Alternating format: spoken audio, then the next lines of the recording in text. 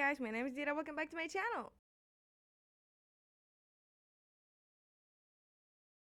In today's video, I'm going to be telling you guys all my 5 stars to read. All 5 stars, 6 stars are the books that I gave 5 stars this year. But they're not in order. This is the Goodreads order. So I have a lot of 5 stars to read. But who cares? Let me enjoy the moment now that I can. So these are just like 5 stars to 6 stars to read. Starting off with Unravel Me by Tahira Mafi. So Unravel Me, I gave it 5 stars because I still do vividly remember the plot twist in that book. I give it 5 stars because I really love the ending.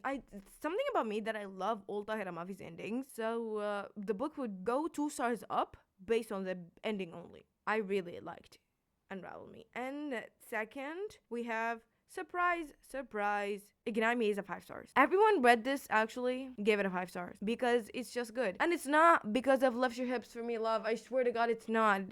Actually, I hated that quote. Okay? I just loved it because of the ending and the character development in Juliet based on how this was supposed to be a trilogy, but then Tahira Mafi decided to expand the trilogy after, I don't know, 5 years later maybe or something. The books should have been finalized in Ignite Me, so the ending was like so full circle in Ignite Me. But then she decided to continue the trilogy. I think it's in 2019 because Restore Me, Defy Me, and Ignite Me. No, I think it's 2018. I loved the ending so much. I've loved the character development in Juliet, and I've said that when I read it in a reading vlog. I said that when I read it. I don't think I read it in a reading vlog. I said that in my July wrap up. It is so good. Yep. And it's not because of Lift Your Hips for Me Love. In fact, I skip those scenes even on young adult books. I do skip them. Even like I love her writing so much. I love the story. I love the book, but I do unfortunately have to skip whenever they interact in that way. Because why do I have this in a young adult book? And A Curse of Dark and Lonely by Bridget Kemmerer is one of the books that I give 5 stars because this is what the video is about. Okay, I said in my comment, I lived and breathed Ren in this book. I love him so much, but I mostly loved Harper more than Ren. I personally go for books that have romance for the romance. If they don't have romance, I just don't expect romance, okay? But this one did have romance, and I literally loved the female main character way more than male main character. So that really happens when I love the female main character more than the male main character because mostly they're like tiny and petite and they don't have a character. If they do have like a character, like Harper, I love her so much. Okay, I love her so much. She's like girl boss, and I love that. And Ren is like the gentleman, but he's actually a teenager. So, gentle nature. Okay, Miss Girl. So, yeah, that's it. I really loved Harper in this book. Restore Me, coming back, and I don't know what, actually. I was like, what? Let me read you just my review a little bit. Okay, what the heck was that ending? I loved the book. I mean, I too attached. I literally said I'm too attached to the character at this point. I don't know if I'll give it anything but a 5 stars. The plot twist though, couldn't remember that plot twist. I think I do remember the plot twist. Yep. I do remember what Aaron did in that book, and I was like, boy, you screwed up. Literally screwed. Totally shocked me. But there's one thing, and one thing only, that bothered me because since this is a YA, the build up in this one, in one specific scene, was so long for me, and we actually didn't need that. You just could have said, we smooched, and we fall into bed. Oh my god, I'm so funny. The next morning, period. That literally all we needed to know. Other than that, the book is, okay. That's literally that said all the things, like summed up my thoughts about it. I couldn't remember the plot twist, but there are a lot of people that were introduced in that book, the Supreme Commander's sons and the Supreme Commanders themselves, and we got to know the and I remember something. Yeah, okay. I'm not trying to spoil him. I'm trying to. Okay, girl. Okay. That's it. I feel like my review said anything that I needed. And then Defy Me by Tahira Mafi. Me literally having 3 books by Tahira Mafi in a row is crazy. I think I literally gave every book in the series 5 stars, and except for Shatter Me. So this is a solid 5-star series for me. This is a solid 6-star series for me. This is my favorite series of all freaking time. Fantasy series, because I have another series that I love so much. Okay, Defy Me. All I remember, that book was so intense that I was literally sweating. The inside of my bones were shaking. It was like, we just like bomb after bomb after bomb after bomb after bomb. I'm like, these bombs ain't ending. It was a lot, and I was shocked. My jaw was on the floor. Like every 2 seconds I had to gasp because it was so intense. Why am I not looking at the camera for some odd reason? Couldn't stop gasping. So just like so intense. I was literally at the edge of my seat clutching the freaking sheets because I was like, oh my god, I'm about to fall. This is falling down and I'm about to fall with it because it was like, whoa. And then we have Imagine Me. This is summing, and this is the finality of the freaking series. It's technically not, but it was for me, okay? Well, I didn't want the book to end. I've been dragging this. I could have literally read this in September, and I read it in November because my dad has a law. He said, I'm gonna buy you one book a month because he's like, you're not gonna read more than one book a month. Little did he know I read literally 16 in August. Not the point. Plus, books here are so expensive, so I was like, book a month should be good. Okay. Drag Defy Me and drag Imagine Me. Drag them as much as I can because I do not want to finish the series, okay? That's how much I loved it. And it just like, Imagine Me was so intense because it's the last book of the series. Everything had to be wrapped and it wasn't rushed. That was the good thing about it, that Imagine Me was not rushed. I didn't feel like it was rushed. We had time. We had like, she gave it justice. She gave the actions justice, like the things that were going on, and like the characters, they had their own like part of the book. It wasn't just like, yes, let's just bring people, let's just kill people, let's just like remove people, let's just add people. No, every character had its own time, had its own like role, and like, I don't know how to say it, but like she gave every character its right and its justice. I think that's our wording. I'm thinking about it in Arabic. Can't think about it in English. Okay, and each scene, it wasn't long, but it wasn't short. It was like perfect. Each scene of the book. Okay, each and every scene. So the ending of it, it was just like, oh yeah, I remember the ending, and I'm like crying right now. No. I need to read, believe me, but I'm gonna read it. I think it's the first book I'm gonna read in 2025. And the ending, I've never cried I've never cried once while reading the Shatter Me series. Never cried once. And I only just shed a few tears when I finished series because I don't think it's a sad series at all. Like, it is sad, but it's not sad that I'm like sobbing. Maybe I don't have a heart. Maybe I'm just like, I have a heart of a rock, okay? So, yeah. But I do also love Air's character. I love Kenji. And yes, I feel like a lot of these are repeated because I talk about my 5 stars in like other videos, like how I recommend these. Okay, No Exit by Taylor Adams. I talked about this literally probably 4 times on this channel because of like sponsored me at this point. How could a book sponsor me? I have no idea, but like sponsor. Guys, let me take a break, actually. Okay, so No Exit by Taylor Adams. All I remember, no, I don't vividly remember the plot of the book. I don't vividly remember the scenes, but what I remember most is how I felt while reading the book because I was shaking and I was so anxious. I've never been that anxious while reading a book, and it's up to the point where I literally had to pause. Like, guys, give me a break. I was like, okay, I'm gonna go take a circle and then come back reading the book because it's like so bad. And I was listening to the audiobook while I was washing the dishes. I literally had to I was literally shouting, like, I'm like, oh my god. And I had to stop washing the dishes and just walk. And it was like so thrilling. I wouldn't say the word is. It is so thrilling, but it was more of a like, I'm so scared for the girl's life. So scared for the girl's life. And you get to find out who the kidnapper is early on in the book, and you just have to follow her running away from the kidnapper while trying to save herself and the girl. I hope this is intriguing because it's so good. It doesn't have the only thing I would say that you should like put in mind before reading the book, that this one is an adult thriller, so it has cursing. Okay, so if you don't like cursing, you may not want to read that. We Hunt the Flame by Hafsa Faisal. First of all, I figured out that she's Moroccan, which I didn't know about. I thought she was full-on American. And I was like, she's American. How does she know all this about Arabic? I figured out that I didn't tell you. And did I tell you anything about these books? I mean, Shatter Me, I couldn't tell you anything about it anyways. So I'm from now on, I will start telling you more about the books. We Hunt the Flames by Hafsa Faisal is a book where there's a female main character. Let's say she lives in a village and people know that there's a hunter in this village, but they don't know that the hunter is actually a huntress. And there's a guy called Nasser. He's the son of someone. And the someone is low-key like a king, but he's not a king because I couldn't remember for the life of me. He's on a mission to find the hunter. Little did he know that it's actually a huntress. So the synopsis says people lived because she killed, and people died because he lived. That's like the first thing they read and be like, oh, that's interesting, because it is interesting. One of the things that I really find very interesting about the book, that it's set in Saudi Arabia, but instead of sand, it's actually snow. And that made me really so intrigued to read the book. And then it's the book that got me out of my reading slump. A Good Girl's Guide to Murder. I loved it so much. I listened to the audiobook. It took me like a week, and like 8 days to read the book. It was my first ever thriller, and it just altered something in my brain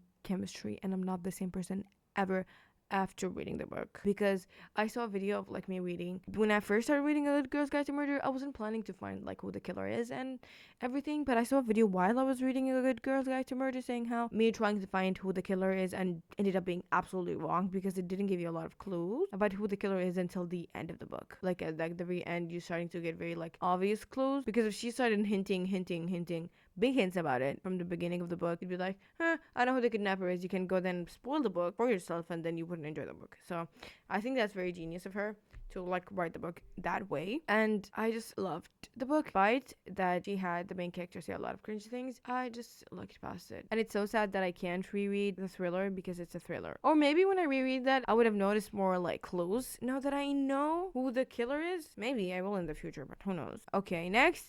Should I put her books in order? If You Could See the Sun by An Liang, as if I haven't talked about this book enough. Okay? I love the book so much. I mean, this is why it's 5 stars, because I love it so much. And I related to Alice in this book, because I think that her and I in this book had like at the time that I was reading it, it really did hit home. Not close to home, it hit home itself. And I'm like, this is like getting a little bit too personal. Like, was she inside my head while writing the book? Because this hit home and I was a little bit too scared. And I did cry in the end of the book, because like I will never get enough An Liang's character. I literally need more. I wish she could put them all in one book and I can read about them, because I love them so much. Like, she's one of my favorite authors of all time. I literally said I'm gonna tell you what this book is about, and I literally forgot to say that book, Good Girl's Guide to Murder, and If You Could See the Sun. Okay, I'm trying to remember what A Good Girl's Guide to Murder is. Yeah, so Pip, for her senior project, she chooses a closed case to investigate, because she genuinely believes that the murderer did not murder the victim and it's someone else, but people just like assumed that it was him. So she's going on a mission literally for her senior project to find the murderer. You literally go with her through that. And yes, If You Could See the Sun is basically about Alice. One day her parents tell her that, well, we actually can't afford the school that you're in, and next semester you're moving out. And she was like, no, I don't want to move and everything, but you know what, it's okay, we can't afford it. Like, I'm gonna have to work. Even though she got in with a scholarship, they still can't afford it, which should tell you something that's actually so sad. And one day she literally gets invisible. Did I say get invisible? Because I said that in a video before and I got so pissed. She gets invisible. You see that? I got pissed when I was editing. I was like, she does not get, she turns invisible. Okay, so, and one day she turns invisible out of the blue, and she asks Henry's help to turn her back into visibility and figure out why she's invisible. That's it. And it's set in a boarding school, which if you don't like, what are you? And then I Am Not Jessica Chen, also by An Liang. I read this recently. She's an automatic 5 stars author at this point. The characters Chen, Jenna, and Aaron didn't hit as much as Sadie and Alice and Henry and Julius, but they did hit close. I don't think I related to Chen. Why do I keep calling her Chen? To Jenna. I wouldn't say the idea of being in someone else's body is new, but I think that she did it very good, and I really, really loved the book. So basically, I'm Not Jessica Chen is about Jenna, who one day under shooting stars, she wishes to be Jessica, who is very smart, very pretty. She's the perfect Asian with the perfect hair, with the perfect skin, with the perfect academic, and she's a person that she is always compared to when she was younger. She got accepted into her dreams Ivy school, and they both apply to the school, but Jessica gets accepted and Jen does not. So she's like, I just want to be Jessica at this point. Under shooting stars, she says, I wish I could be Jessica. Wakes up the next day in Jessica's bed, in Jessica's body, at Jessica's house as Jessica, and she's like, goes to the mirror like, oh my god, what is this, am I Jessica? And she's like, oh my god, maybe I'm dreaming, but she's not. She's actually in Jessica's body. Secrets that she would have known if she wasn't in Jessica's body. And I think that's very, very interesting. And next, oh my god, we're so close. Ooh, Yours Truly by Abby Jimenez. This is the best book I've read this year, period. And unfortunately, I don't know if I added the spice guide here or not. I'm pretty sure I wrote a very long review. I wrote a very, very long review on Goodreads. If you want to go read that, go. What was I even saying? Yeah, this book unfortunately does have spice. I said what I said. I did end up skipping. It was harder for me to skip since I was listening to the audiobook and not reading it physically, because I could just like flip, and continue. So this is the second book in the Part of Your World trilogy after Part of Your World, and this follows Alice's, which is the main character in Part of Your World, best friend, Brianna. I love Brianna. I love everyone in that book. Literally, I just love the book, and I love Abby, and I love everything. So this follows. I don't want to say anything about the book actually, because I'm scared I'm gonna spoil. Dr. Brianna Ortiz is okay. I'm gonna tell you the synopsis. I can't read out loud. I'm so bad at reading out loud. Dr. Brianna Ortiz's life is seriously flattering. Her divorce is just about finalized. Her brother's running out of time to find a kidney donor, and that promotion she wants, oh, that's probably going to be a new man doctor who's already registering 80 frigging 7 on Brianna's Bane on the butt scale. But just when all systems are set to hate, Dr. Jacob Maddox completely flips the game by sending Brianna a letter. I think that's enough. Yep, I'm smiling under my nakap. Okay, I'm just gonna read the rest of it. And it's really a good letter. Like the kind that proves that Jacob isn't actually Satan. Worse, he might be the fantastically funny and supervisedly likable guy who's terrible at first impression, because suddenly he and Brie are exchanging letters, sharing lunch dates in her sub closet, and discussing the merits of freakishly tiny horses. I don't remember them mentioning tiny horses actually. But when Jacob decides to give Brianna the best gift imaginable, I do not advise you guys reading the synopsis actually, because that spoils, because my shock when I knew that, I was like, whoa, no, he's not. I advise you to not read the synopsis. You're welcome. So just read the first line and just skip the rest, because it tells you a lot.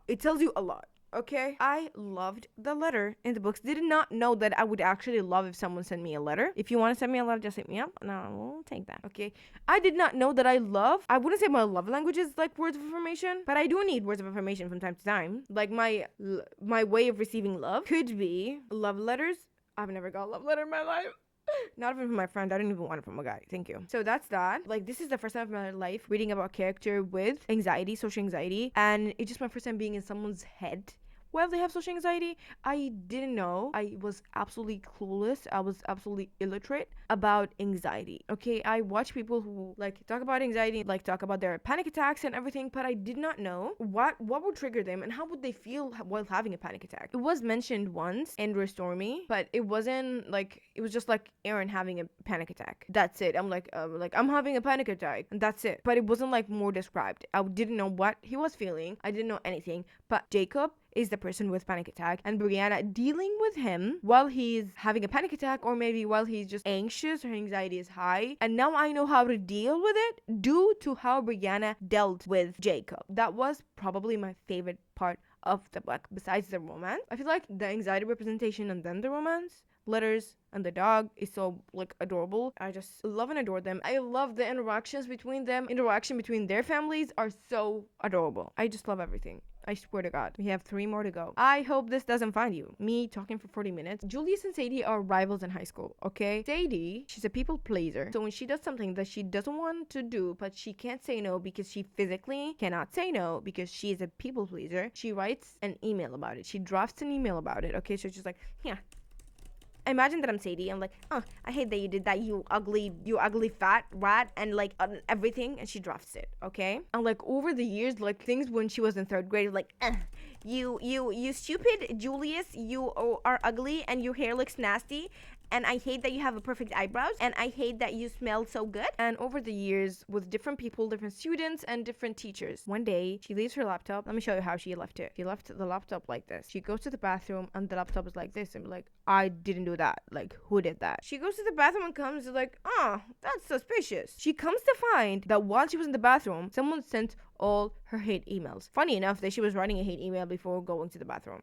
And then she has to deal with every person that she wrote a hate email to, including Julius, including teachers, professors. And she's like, I am doomed. I might just like move schools. I might as well just like leave the country. One time they were arguing in class, and like Julius was like, that's why you wrote a hate email about how perfect my eyebrows are. right? And they were arguing back and forth. The teacher sent them to the principal's office, and they went to the principal's office, and he was like, oh, because you guys hate each other so much, we have to put you in a project so you can solve your problems. The question is, do they really hate each other, or it's just like they thought that they hate each other and what's going on? And yeah. Okay, next we have Just for the Summer by Abby Jimenez. Justin and Emma, they both have like a curse where whenever they date someone and they break up, the person that they dated finds their soulmate. Okay, so one time Justin posted a post on Reddit saying how I have this crazy curse where whenever I date someone and we break up, the person that I dated finds his soulmate. Emma commented on his post saying how like, same, like I do the same. What if we both date and we break up and then we both find our soulmate? Like we can go on like a 10-day, we date for like a month or like 10 days or something, like something so short, and we go on 3 dates. It's like 10 dates. We date for a while and then we go on 10 dates and we break up and then both of us find our soulmate. And he was like, that's actually a genius idea. Maybe we should try that. So they go on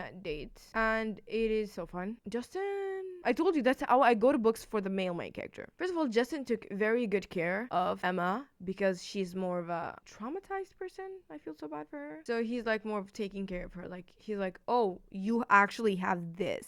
Yeah. And he's trying to like help her. And there's a sick scene where she's sick and he takes care of her. And that was like probably enough reason for me to read the book. Seeing them just dealing with each other's mental issues, they're not mentally sick, but they have issues, is so encouraging to do that to yourself and your friends. Like your friends, like you actually have abandonment issues. Whenever there's a problem, you just run away because you have this, and this is how you solve it. I think that communicating is the best way to keep a relationship. I love the siblings. I love the siblings so much, and there's like this book is so hilarious that had me laughing out loud, and literally every book by Abby Jimenez had me laughing out loud. Even The Friend Zone, the book that I hated by her, but it's still mad because the only thing that I hated about the book was the miscommunication. Abby Jimenez's writing is so freaking hilarious, and I just pray. I'm literally sitting here in email to like write one singular book without spice so I can recommend it to people and shove it into everyone's face. Like, this read. This is obligatory. Read the book. Next, the final book we have is We Created You in Book. Wait, let me bring the book. Wait a second, you guys. Let me bring the book. We have We Created You in Paris book 1. This is the first book in the series. She's sending me the third one. Ha ha. I'm gonna hold this in my hand. Oh my god, we're matching! Yes! Okay, so We Created You in Paris book 2. We have Eliana and Riyadh. They meet over an accident. She almost killed him, okay? He's riding his motorcycle in peace, and she just literally just like hit him. She has a mental breakdown. She almost killed a guy. She damaged her brother's precious car, and now she has to deal with 2 of these. What does she end up doing? Mental meltdown. She's like, I can't do this. She started crying, and he's like, oh, I'm like trying to comfort you. Like, what?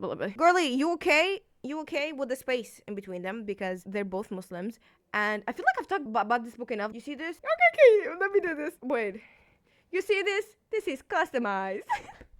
I'm like so. Oh my god. Guys, I'm gonna deal with this later. I'm gonna literally have a mental breakdown later.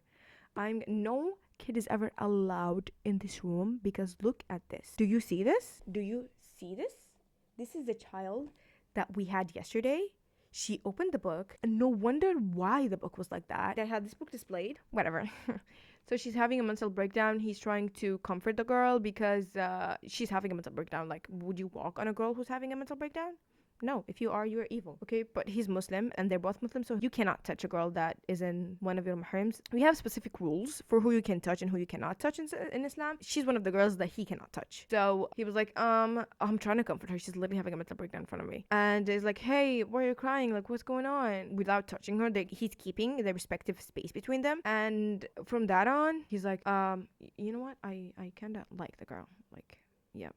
Yeah. In Islam, we believe something called الأرواح جنود مجندة, which is الأرواح جنود مجندة فما تعرف منها ائتلف وما تناكر منها اختلف. Let me say that in English. The souls are collective. Whichever of them they find commonality will have affinity, and whichever of them do not find commonality will differ. Whatever. So he found her, and this verse is actually not verse. It's not verse. This saying of this hadith is mentioned in the book. Actually, you feel the instant connection. You feel like you were made and you were meant to be with this person. It's because you are. It's because this is destiny. God like created you to be together. So this is what he felt. He felt that like maybe I may just met the woman of my dream. He's trying to comfort her, and he's just like, well, now what do you want me to do? Do you want me to call your parents? He was like, no, no, no, do not call my parents. I'm fighting with them right now. I'm fighting with them. Yeah, is it right? Is that the right word? I'm fighting with them right now, and I don't want to talk to them, and I really don't know what to do and everything. And should I call your brother? He said like maybe call my brother, who like brother that I broke his car. So he called her brother, and he was like, yeah, I don't know what he said, but I remember, it's been a while. But he called him and told him that, okay, your sister got in an accident and everything. He ends up giving her the motorcycle, and he will drive the car. He drives her brother's car, and she drives the motorcycle back to her apartment. So guess now what they bond on? Bikes. They bond on bikes, and that's it. Literally, that's it. That's literally the first scene of the book, and that should intrigue you to read the book. As a Muslim person, as a Arab person, even if you're like Arab Christian, I do think that you will relate to this. The stereotype around not Muslim, just like Arab people in general. So finally, after talking for an hour and 1 minute, I think it's time to say that this is the end of today's video. If you end up reading any of these books, please let me know. And if you read any of these books, let me know your thoughts on them, because I'd be really interested to hear your guys' opinion on the books that I've enjoyed. This is the end of today's video. Thank you guys so much for watching. Don't forget to like, comment, subscribe, and see you guys in the next video. Bye!